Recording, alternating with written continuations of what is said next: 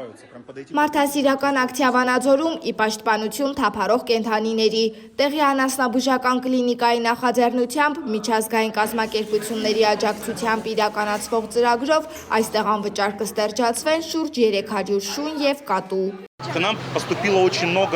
Մենք բազմաթիվ դիմումներ ենք ստացել ինչպես տեղի բնակիչներից, այնպես էլ կենդանասերներից ու ակտիվիստներից Վանաձորում անտուն կենդանիների թվի ավելացման մասին։ Փողոցներում իսկապես շատ են կենդանիները, որոնք հաճախ վնասվում են, օրինակ ընկնելով մեքենայի անիվների տակ։ Մեր ակցիան ուղղված է ինչպես թափառող կենդանիների թվի նվազեցմանը, այնպես էլ մարդկանց և կենդանիների խաղաղ գոյակցմանը։ Մենք անտուն կենդանիներին պատվաստում ենք կատաղության, նաև մի շարք վարակների դեմ։ Թափառող կենդանիների ստերջացումը հայ մասնագետներն իրականացնում են Բուլղարիայից, Իսպանիայից, Ռուսաստանից ժամանած գործընկերների հետ։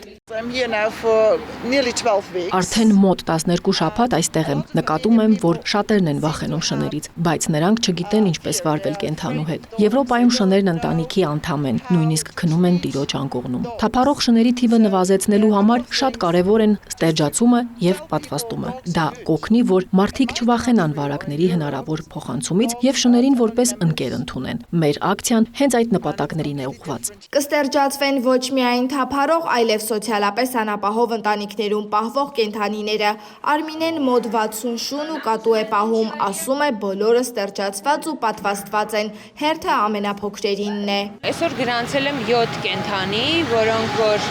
իմ տան շներն են այս պահին, իրանք դեռ փոքր են,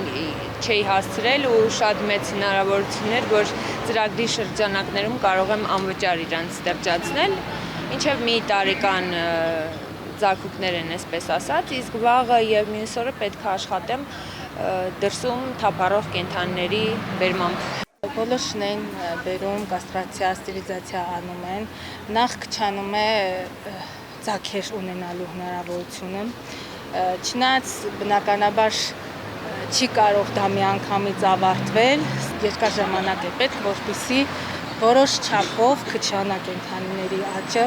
Ակցիան կիրականացվի նաև Իջևանում և Երևանում, ընդհանուր կստերջացվի 500 կենդանի։